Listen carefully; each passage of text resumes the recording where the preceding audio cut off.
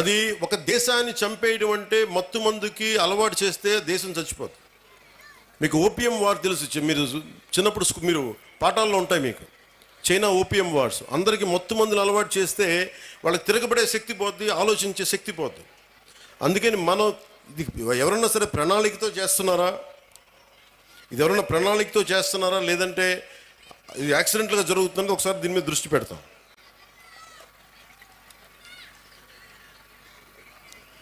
అలాగే cyber crime ఒకటి ఎక్కువైపోయింది, సోషల్ మీడియాది కూడా. అది మీ బిడ్డలకు కూడా మీరు చెప్పాల్సిన తల్లిదండ్రులుగా చాలా బాధ్యతగా సోషల్ మీడియాని వాడాలి. ఈ మధ్యనే ఆస్ట్రేలియా గవర్నమెంట్ కూడా ఏం చేసిందంటే 16 ఏళ్ల వయసు ఉన్న వరకు అసలు సోషల్ మీడియా అకౌంట్స్ ఓపెన్ చేయకూడదని పెట్టారు. అలాంటివి కూడా ఆంధ్రప్రదేశ్ ప్రభుత్వం, భారతదేశ ప్రభుత్వం ఆలోచించేలా మేము చర్యలు తీసుకుంటామని తెలియజేసుకుంటున్నాం.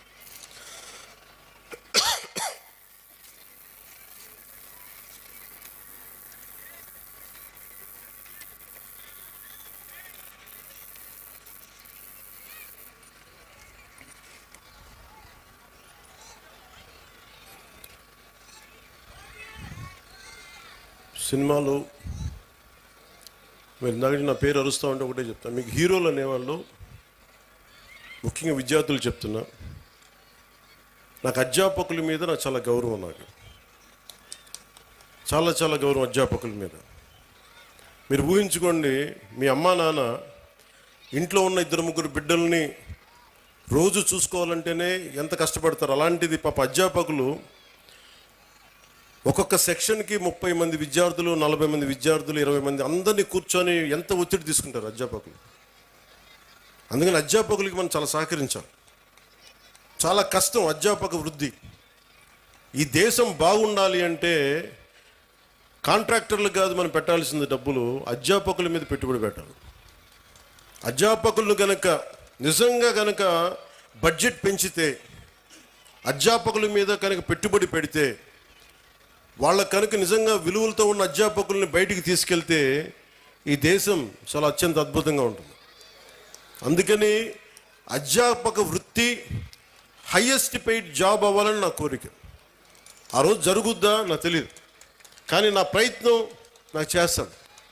ఎందుకంటే నాకు చిన్నప్పుడు టీచర్స్ నాకు నేర్పించిన పాఠాలే.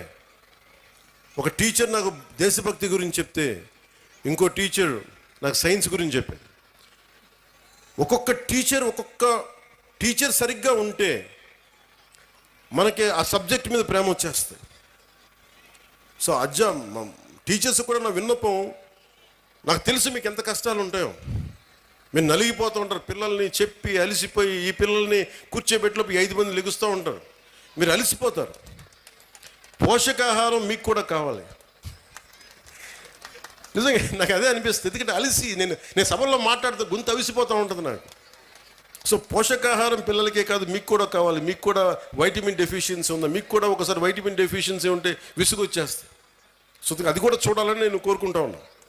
Highest paid job should be for teachers. ఈ దేశం బాగుండాలి. ఎందుకంటే మీరు సరైన టీచరు ఒక్కళ్ళు దొరికితే దేశం తాలూకు దిశానిర్దేశాన్ని మార్చేస్తారు. నాకు ఒకే ఒక టీచర్ చెప్పాడు, ఇప్పుడు 9th-లోనో 10th-లోనో నాకు తెలుగు పాఠం చెప్పాడు. ఆ తెలుగు పాఠం ఒకటి దేశభక్తి గురించి చెప్పాడు, చంద్రశేఖర్ ఆజాద్ గురించి చెప్పాడు, భగత్ సింగ్ గురించి చెప్పాడు. నాకు దేశానికి ఏదైనా చెయ్యాలని ప్రేరణ కలిగింది ఒక 9th-లో 10th-లో ఇచ్చిన ఒక టీచర్. అలాగే ఎప్పుడో 6వ తరగతిలో 8వ తరగతిలో ఒక మెడ్రాస్లో చదువుకుంటా ఉంటే చెన్నైలో ఒక టీచర్ చెప్పింది, ఎదుటివాడి కష్టాన్ని దోచేయకు అని ఒక పాఠం. అది డైరెక్ట్గా ఉండదు, కానీ గుర్రం జాషువా గారు రాసింది ఫిరదౌసి పాఠం చెప్పాడు నాకు. మాట ఇచ్చి నా గురించి నువ్వు నా కోసం శ్రమ కూర్చి రాయి అని ఇచ్చిన తర్వాత ఆ రాజు ఫిరదౌసికి డబ్బులు ఇవ్వడం. నాకు రక్తాన్ని కరిగించి రాశాను, నాకు ఇంటే ఆ మాట అన్నందుకు ఆయన మీద చంపేయడానికి రాజు పెడతాడు. ఆయన తప్పించుకొని తిరుగుతాడు. నాకు ఆ పాఠం నాకు నేర్పించింది ఏంటంటే, ఒకటి గుర్రం జాషువా గారి గొప్పతనం, 2 ఎదుటివాడి కష్టాన్ని మనం దొయ్యకూడదని. సో ఒక్కొక్క టీచర్ చాలా అద్భుతమైన పాఠాలు చెప్తారు. మీ హీరోస్ కూడా సినిమాల్లోనే చూసుకోకండి హీరోలని. నేను సినిమా హీరోగాని చెప్తున్నాను.